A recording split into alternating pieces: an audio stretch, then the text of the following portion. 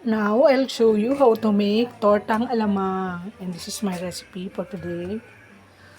Gagawin ko na po siya ngayon, pero bukas pa po siya iluluto. Imamarinate ko lang po siya sa gabing ito. Ito po ang kanyang mga sangkap. Thank you. It's easy to make, mga ka-vloggers. Nagkataon po wala akong mabiling string onion, kaya white onion po yung hinalo ko sa kanya. Imamarinate ko po siya ngayon para malabi yung lasa niya. Bukas ko po siya ipiparito. Have a good day, everyone. Thank you. This is my vlog for today. Good morning, guys. And this is my vlog for today. May tortang alamang. Ito na po siya.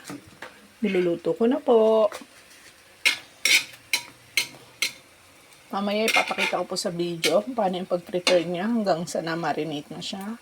At bago ko po siya niluto ngayong umaga. Let's taste it later. Thank you. Have a good morning.